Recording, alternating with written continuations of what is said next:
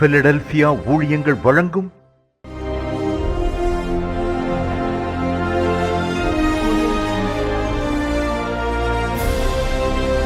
திறந்த வாசல் நேரம்.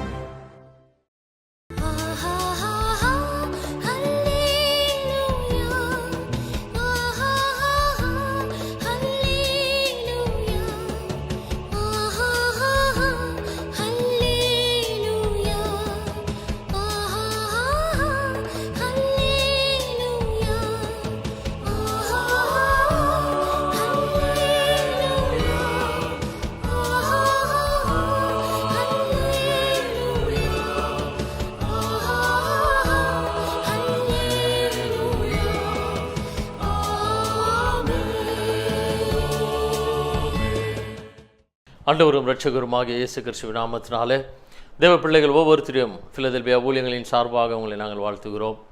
இந்த நாளில் கர்த்தர் அவருடைய கரத்தினாலே உங்களை ஆசீர்வதிக்க போகிறார். தேவனுடைய கரம் இந்த நாளில் உங்கள் மீது இறங்க போகிறது. உங்களுடைய குடும்பத்தில் கர்த்தருடைய கரம் இறங்கி ஆளுகை செய்ய போகிறது.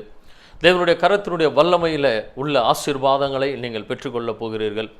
கர்த்தர் தம்முடைய கரத்தை நீட்டி தொடுகிற இடங்களிலெல்லாம் அவருடைய வல்லமை புறப்பட்டு வருகிறது. அந்த வல்லமையினால் வருகிற ஆசீர்வாதங்களை, விடுதலைகளை நாம் இந்த நாளிலும் பெற்றுக்கொள்ளப் போகிறோம். எஸ்ரா புஸ்தகம் 7வது அதிகாரம் 6வது வசனத்தை வாசிக்கும் பொழுது, இந்த எஸ்ரா இஸ்ரவேலின் தேவனாகிய கர்த்தர் அருளிய மோசையின் நியாயப்பிரமாணத்திலே தேறின வேத பாரகனாக இருந்தான். அவனுடைய தேவனாகிய கர்த்தருடைய கரம் அவன் மேல் இருந்ததினால் அவன் கேட்டவைகளெல்லாம் ராஜா அவனுக்கு கொடுத்தான். எஸ்ராவின் மீது தேவனுடைய கரம் இருந்தபடினால அவன் கேட்டவைகளெல்லாம் ராஜா கொடுத்தான் என்று வேதத்தில் நாம் பார்க்கிறோம். கர்த்தருடைய கரம் யார் மீது அமர்ந்திருக்கிறதோ அந்த மனிதன் இந்த உலகத்தில் அவன் செய்கிற ஒவ்வொரு காரியங்களிலும் மிக விசேஷமானவைகளாக எல்லாம் அமைகிறது. ராஜா ஒரு வேலைக்காரன் கேட்பதெல்லாம் கொடுக்க வேண்டும் என்றால் அது சாதாரணமாக நடக்க முடியாது. அவ்வளவு பெரிய ஒரு ராஜா அத்தனை தேசங்களை ஆளுகை செய்து கொண்டிருக்கிற அந்த ராஜாவினுடைய கரத்தில் இருந்து ஒரு மனிதன், அந்த ராஜாவினிடத்தில் வேலை செய்கிற ஒரு மனிதன் ஒன்றை பெற்றுக்கொள்ள வேண்டும் என்றால் அது நடக்க முடியாத காரியங்கள். ஆனால் இந்த எஸ்ரா கேட்டவைகளெல்லாம் ராஜா கொடுத்தான். ஏனென்றால் எஸ்ராவின் மீது தேவனுடைய கரம் இருந்தது என்று வேதத்தில் வாசிக்கிறோம். நம்முடைய வாழ்க்கையில், நம்முடைய ஒவ்வொரு காரியங்களிலும், நம்முடைய செயல்களில், நம்முடைய வாழ்க்கையில் கர்த்தருடைய கரம் அமர்ந்திருக்க வேண்டும். கர்த்தருடைய கரம் நம் மீது இருக்கும் பொழுது நாம் செய்கிற எல்லா காரியங்களும் விசேஷமானதாக, ஆசீர்வாதமாக இருக்கும். உலகத்தில் ஒரு மேன்மையான ஸ்தானத்தில் உள்ளவர் ராஜா. ராஜாவுக்கு மேலே இந்த உலகத்தில் ஒரு ஸ்தானம் கிடையாது. அவ்வளவு பெரிய ஸ்தானத்தையும் தொட வேண்டும் என்றால் அந்த மனிதன் மீது தேவனுடைய கரம் இருக்க வேண்டும். இன்றைக்கு நம்முடைய திறமையினாலேயோ, நம்முடைய படிப்பினாலேயோ, நம்முடைய தாளந்துகளினாலேயோ நாம் பெரிய காரியங்களை செய்ய முடியாது. ஆனால் எந்த சூழ்நிலையில் இருந்தாலும் அந்த மனிதன் மீது தேவனுடைய கரம் இருக்கும் என்றால் அந்த மனிதன் இந்த உலகத்தில் விலையேற பெற்றவனாய், விசேஷமானவனாய் மாறுகிறான். தேவனுடைய ஆலயத்தை கட்ட வேண்டும் என்ற ஒரு பெரிய திட்டம் இருக்கும் பொழுது இந்த எஸ்ராவின் மீது கர்த்தருடைய கரம் இருந்தபடினால தேவனுடைய ஆலயத்தை கட்டுகிறதற்கு ஒரு மிக முக்கியமான ஒரு மனிதனாக எஸ்ராவை தேவன் தெரிந்து கொண்டார். தெரிந்து கொண்ட தேவன் அப்படியே வெறுமையாக விடவில்லை, அவருடைய கரத்தை அவன் மீது வைத்திருந்தார். எனவே எஸ்ரா கேட்கிற காரியங்களை, தேவனுடைய ஆலயத்திற்காக கேட்கிற காரியங்களை ராஜா அவனுக்கு கொடுத்தான் என்று வேதத்தில் வாசிக்கிறோம். இன்றைக்கு தேவனுடைய கரம் நம் மீது இருக்கும் என்றால் நாம் கேட்கிற எல்லா காரியங்களையும் இந்த உலகத்தில் நாம் தேவனிடத்திலிருந்து பெற்றுக்கொள்ள முடியும். தேவனாகிய கர்த்தர் இந்த உலகத்தில் நமக்கு ஒரு காரியத்தை செய்ய வேண்டும் என்றால் அதை ஒரு மனிதர்களை கொண்டுதான் நமக்கு செய்ய முடியும். ஒரு மனிதனுடைய எல்லா பிரச்சனைகளும் இன்னொரு மனிதனுக்கு நன்றாக தெரியும்.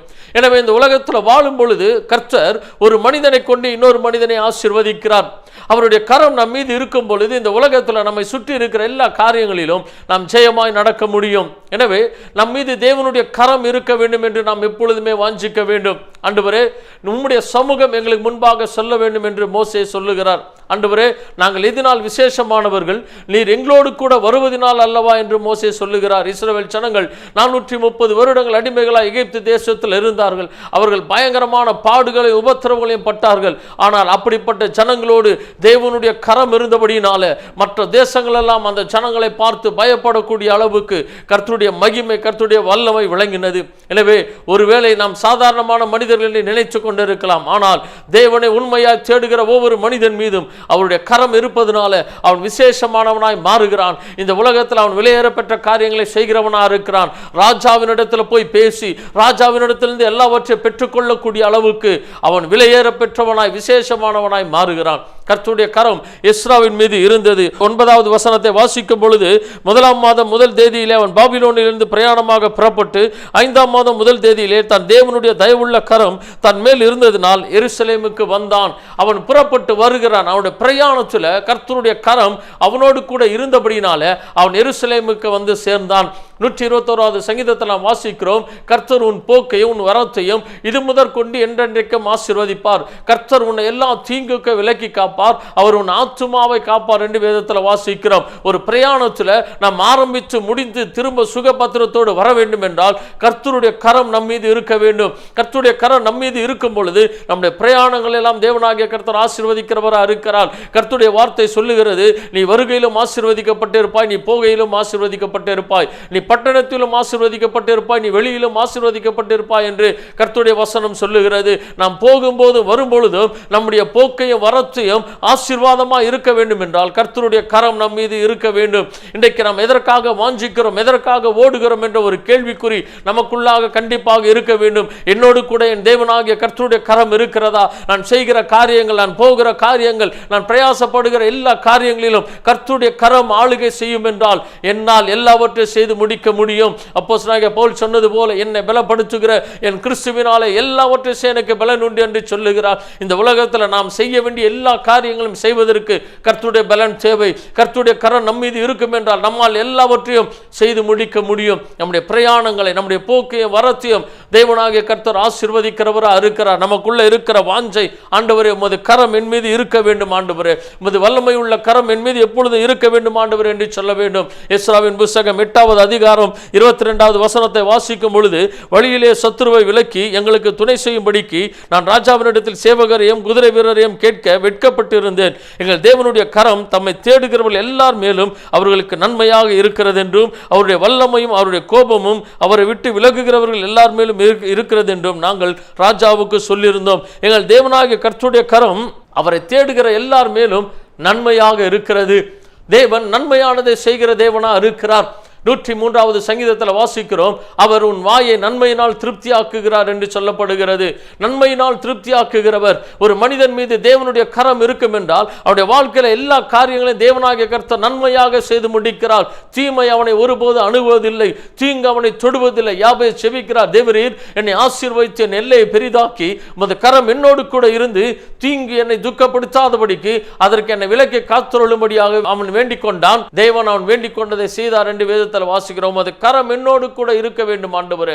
உமது கரம் என் மீது இருக்கும் பொழுது எந்த ஒரு தீங்கும் என்னை அணுகாது. இந்த உலகத்தில் தீங்கு நிறைய இருக்கிறது. இந்த உலகம் பொல்லாங்கனுக்குள்ளாக இருக்கிறது என்று வேதவசனம் சொல்லுகிறது. பிசாசுனுடைய ஆளுகைக்குள்ளாக இந்த உலகம் பலவிதமான சூழ்நிலையில இருந்து கொண்டு இருக்கும் பொழுது இந்த உலகத்தில் அந்த பொல்லாங்குகள் தீமைகள் தொடாமல் தேவனுடைய பிள்ளைகள் வாழ வேண்டும் என்றால் கர்த்தருடைய கரம் நம் மீது இருக்க வேண்டும். எனவே தேவனுடைய கரம் இருக்கும் பொழுது அவருடைய வாழ்க்கையில எல்லாவற்றையும் தேவன் நன்மையாக செய்து முடிக்கிறவராக இருக்கிறார்.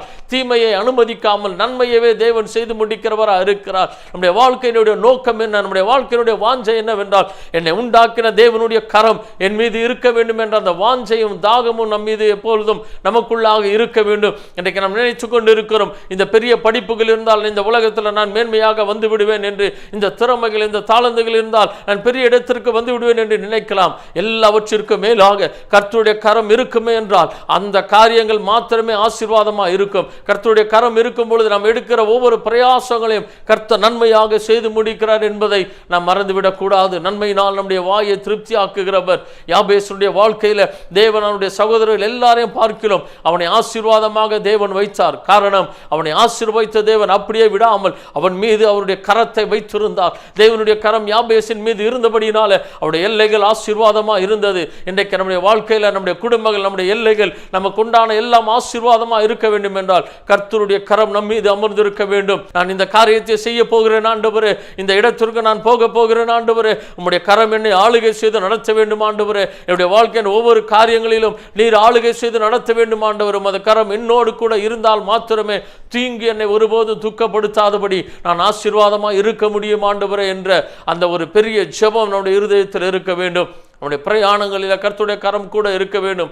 ஆண்டவர் சொல்லுகிற இடத்திற்கு போக வேண்டும். நம்முடைய விருப்பங்களுக்கு செய்யாமல் ஆண்டவரே உமது கரம் இருந்து ஆளுகை செய்கிற இடத்திற்கு நான் போக வேண்டும். ஆண்டவரே ஒவ்வொரு காரியத்தில், வாழ்க்கையினுடைய காரியத்தில், நம்முடைய படிப்பு காரியங்கள், ஒவ்வொரு காரியங்களிலும் கர்த்தருடைய ஆளுகை இருக்கிறதா என்பதை நாம் மிகவும் சோதித்து பார்க்க வேண்டியது மிக மிக அவசியமாக இருக்கிறது. இன்றைக்கு அநேகர் அவருடைய சொந்த முயற்சியினாலே எடுத்து பலவிதமான துன்பங்களில் சிக்கிக் கொண்டு இருக்கிறார்கள். காரணம் என்னவென்றால் கர்த்தருடைய கரம் இருக்கிறதா என்பதை அவர்கள் ஆராய்ந்து பார்க்காமல் சொந்த முயற்சிகளை செய்தபடியினால அவருடைய வாழ்க்கையில் இன்றைக்கு எழும்ப முடியாத தோல்விகள் இருக்கிறது.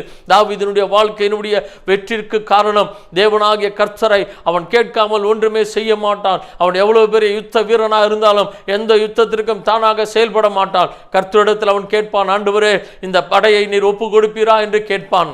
ஆண்டவர் போ என்று சொன்னால் மாத்திரமே தாவீது யுத்தத்திற்கு போவான். ஒருவேளை அவன் பெரிய பலசாலியாக இருக்கலாம், ஏராளமான யுத்தங்களை பண்ணினவனாக இருக்கலாம்.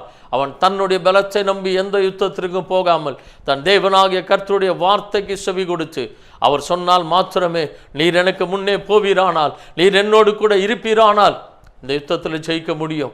இன்றைக்கு நம்முடைய வாழ்க்கையினுடைய ஒவ்வொரு காரியங்களையும் நாம் ஜெயமாய் நடத்த வேண்டும் என்றால், நம்முடைய வாழ்க்கையில் நாம் ஜெயிக்க வேண்டும் என்றால், நம்மை உண்டாக்கின தேவனாகிய கர்த்தருடைய கரம் நம்முடைய வாழ்க்கையில் நம் மீது இருக்க வேண்டும். எஸ்ராவின் மீது தேவனுடைய கரம் அமர்ந்திருந்தபடினால ராஜா அவன் கேட்டதை எல்லாம் கொடுத்தான். ஒரு ராஜாவினிடத்திலிருந்து எல்லாவற்றையும் அவன் பெற்றுக்கொள்ளுகிறான். தேவனுடைய ஆலயத்தை கட்டுவதற்கு அவன் எல்லாவற்றையும் ராஜாவினிடத்தில் கேட்கிறான். அவன் கேட்கிற எல்லாவற்றையும் ராஜா கொடுக்கிறான். எந்த ஒரு டிமாண்டும் இல்லாமல் ராஜா எல்லாவற்றையும் எஸ்ராவுக்கு கொடுக்கிறான். ஏனென்றால் எஸ்ராவின் மீது தேவனுடைய கரம் இருக்கிறது. எஸ்ராவின் மீது தேவனுடைய கரம் இருக்கிறது. அவ்வளவு தூர பிரயாணத்தில் அவன் எருசலேமுக்கு வந்து சேருகிறான். ஏனென்றால் தேவனுடைய தயவுள்ள கரம் அவன் மேல் இருந்தபடினாலே எந்த ஆபத்துகளும் நாச மோசங்களும் இல்லாதபடி அவன் எருசலேமுக்கு வந்து சேருகிறான். கர்த்தருடைய கரம் அவன் மேல் இருந்தபடினால தேவன் அவருடைய கரத்தை வைத்திருக்கிற ஒவ்வொரு மனிதனுக்கும் நன்மையானதை செய்து முடிக்கிற தேவனாக இருக்கிறார். 23வது சங்கீதத்தில் நாம் வாசிக்கிறோம், என் ஜீவனுள்ள நாளெல்லாம் நன்மையும் கிருபையும் என்னை பின்தொடரும், நன்மையும் கிருபையும் என்னை பின்தொடரும். என்னுடைய வாழ்க்கையில் எல்லாமே நன்மையாக நடக்கும், என்னுடைய வாழ்க்கையில் எல்லாமே எனக்கு நன்மையாக கிடைக்கும் என்ற ஒரு தைரியம் எப்பொழுது இருக்கும் என்றால் கர்த்தருடைய கரமின் மீது இருக்கிறபடினாலே என்னுடைய ஒவ்வொரு காரியத்தையும் தேவனாகிய கர்த்தர் நன்மையாக செய்து முடிப்பார். நன்மையான ஈவுகளை கொடுக்கிறவர், எல்லா நன்மைகளையும் எனக்கு கொடுக்கிற தேவனாகிய கர்த்தர் அவருடைய கரம் என்னோடு கூட இருக்க வேண்டும் என்ற அந்த வாஞ்சையும் தாகமும் நமக்குள்ளாக இருக்க வேண்டும். இந்த நாளிலும் ஆண்டவரே அநேக காரியங்கள் எனக்கு முன்பாக தடையா இருக்கிறது. ஆண்டவரே என்னுடைய வாழ்க்கையின் பல காரியங்கள் தடையா இருக்கிறது. இந்த தடைகள் உடைக்கப்பட வேண்டும் என்றால் மது கரம் என்னோடு கூட இருக்க வேண்டும். ஆண்டவரே மது கரம் என்னோடு கூட இருக்கும் என்றால் இந்த தடைகள் உடைக்கப்படும். என்னுடைய வாழ்க்கையில் எனக்கு வந்து சேர வேண்டிய நன்மைகள் கிடைக்க வேண்டும் என்றால் கர்த்தருடைய கரம் என் மீது இருந்தால் மாத்திரமே நன்மைகள் எனக்கு கிடைக்கிறதா இருக்கும். எந்த இடத்துல இருந்தாலும் அந்த இடத்துல நல்ல ஒரு மேன்மை கிடைக்க வேண்டும். நமக்கு மேலாக இருக்கிறவருடைய கண்களில் தயவு கிடைக்க வேண்டும் என்றால் கர்த்தருடைய கரம் நம் மீது இருக்கும்போது அவர்கள் நமக்காக எதையும் செய்யக்கூடிய அளவுக்கு கர்த்தருடைய உள்ளத்தில் கிரியை செய்கிற தேவனா இருக்கிறார். எனவே ஆண்டவரே என்னுடைய வாழ்க்கையினுடைய ஆசீர்வாதம் உமது கரத்தில் இருக்கிறது. ஆண்டவரே சங்கீதக்காரன் சொல்லுகிறான், என் காலங்கள் உமது கரத்தில் இருக்கிறது. ஆண்டவரே என் காலங்கள் உமது கரத்தில் இருக்கிறது, என்னுடைய வாழ்க்கையே உமது கரத்தில் தான் இருக்கிறது. ஆண்டவரே நீர் ஆளுகை செய்கிறபடி தான் என்னுடைய வாழ்க்கை இருக்க வேண்டும். ஆண்டவரே நீர் நடத்துகிறபடி தான் என்னுடைய வாழ்க்கை இருக்க வேண்டும். ஆண்டவரே நீர் எனது வலது கையை பிடித்து நீர் என்னை நடத்த வேண்டும். ஆண்டவரே என்ற ஒரு வாஞ்சையும் ஒரு தாகமும் நமக்குள்ளாக இருக்க வேண்டும். பிரயோஜனமானவைகளை உனக்கு போதித்து நீ நடக்க வேண்டிய வழியிலே உன்னை நடத்துகிற உன் தேவனாகிய கர்த்தர் நானே என்று ஆண்டவர் சொல்ல இருக்கிறார். நமக்கு என்ன தேவை என்பது ஆண்டவருக்கு மாத்திரமே தெரியும். எது நமக்கு நன்மை என்பது ஆண்டவருக்கு மாத்திரமே தெரியும். அந்த நன்மையான காரியங்களை அவர் கரத்தினால் இருந்து தான் நாம் பெற்றுக்கொள்ள முடியும். கர்த்தருடைய ஆசீர்வாதமே ஐஸ்வர்யத்தை தரும், அதனோடு அவர் வேதனையை கூட்டார் என்று வேதத்தில் வாசிக்கிறோம். கர்த்தருடைய ஆசீர்வாதம் நம்முடைய கரத்திலிருந்து நாம் பெற்றுக்கொள்ளும் பொழுது அது என்றென்றைக்கும் ஐஸ்வர்யத்தை சமாதானத்தை கொடுக்கிறதா இருக்கிறது. அதில் ஒருபோது வேதனை இருப்பது கிடையாது. பயப்படாதே, உன் வலது கரத்தை பிடித்து உன்னை தாங்குகிறேன், உனக்கு துணை நிற்கிறேன் என்று சொன்னவர் அவருடைய கரம் நம்மை பிடித்து ஆளுகை செய்ய வேண்டும். நம்முடைய எல்லா காரியங்களையும் கர்த்தருடைய கரத்தில் ஒப்பு கொடுத்து, ஆண்டவரே உம்முடைய கரத்தினால் என்னுடைய காரியங்களை ஆளுகை செய்து நடத்துவீராக. நீர் என்னையும் என்னுடைய குடும்பத்தை என்னுடைய எல்லைகளையும் என்னுடைய ஊழியங்களையும் வேலைகளையும் வருமானங்களையும் எல்லாவற்றையும் நீர் ஆளுகை செய்து நடத்த வேண்டும் ஆண்டவரே என்று சொல்லி கர்த்தருடைய கரத்தில் எல்லாவற்றையும் நம்ம ஒப்பு கொடுப்போம். கர்த்தர் பெரிய காரியங்களை செய்கிறவராக இருக்கிறார். இந்த நாளில் நாம் இணைந்து செபிக்க போகிறோம். ஆண்டவரே மது கரம் என் மீது இருக்க வேண்டும். ஆண்டவரே மது கரம் மாத்திரமே எங்களை ஆளுகை செய்து நடத்த வேண்டும் ஆண்டவரே என்று சொல்லி கர்த்தருடைய கரத்தில் ஒப்பு கொடுத்து செபிப்போம். கர்த்தர் பெரிய காரியங்களை செய்கிறவராக இருக்கிறார். நாம் ஜெபிக்கலாம். வானத்தையும் பூமியை படைத்த சர்வ வல்லமையுள்ள தேவனாகிய கர்த்தாவை, பரலோக பிதாவை, நாங்களும் நன்றி நிறைந்த இருதயத்தோடு உம்மை துதிக்கிறோம், உம்மை ஸ்தோத்திரிக்கிறோம். இந்த வேளையில் ஆண்டவரே, இஸ்ராவின் மீது இருந்த தேவனுடைய கரம் ஆண்டவரே, யாபேசின் மீது இருந்த தேவனுடைய கரம் ஆண்டவரே, உமது வல்லமை உள்ள கரம் எங்கள் மீது எப்பொழுதும் அமர்ந்திருக்கும்படியாக வேண்டுகிறோம். உமது கரமே எங்களை ஆண்டவரே முற்றிலுமாய் ஆளுகை செய்து எப்பொழுதும் நடத்த வேண்டும் ஆண்டவரே. உமது கரத்தின் நிழலினாலே எங்களை மூடி மறைத்து வைத்திருக்கிறீரே, உமக்கு நன்றி செலுத்துகிறோம் ஆண்டவரே. எங்களை முன்பாக காணப்படுகிற எந்த தடைகளை உடைத்து போடுகிற உமது வல்லமை உள்ள கரம் ஆண்டவரே எங்கள் மீது அமர்ந்திருப்பதாக. உடைய நாமம் எங்கள் மூலமாக எப்பொழுதும் அளவில்லாமல் மகிமைப்படுவதாக. பொறுப்படுத்திக் கொள்ளுவீராக. எல்லா துதிகளையும் கனத்தையும் மகிமையும் உமக்கு ஒருவருக்கே நாங்கள் செலுத்துகிறோம். எங்கள் ஆண்டவரும் இரட்சகரும் ஆகிய இயேசு கிறிஸ்துவின் நாமத்தில் வேண்டுகிறோம் எங்கள் நல்ல பிதாவே. ஆமென், ஆமென். God bless you. கர்த்தர் உங்களை ஆசீர்வதிப்பார். மேலும் விவரங்களுக்கு நீங்கள் தொடர்பு கொள்ள pastor V. Simon, master of divinity, Philadelphia ministry, number 324, Konnur high road, cellphone 9884569467 மற்றும் 9790826578.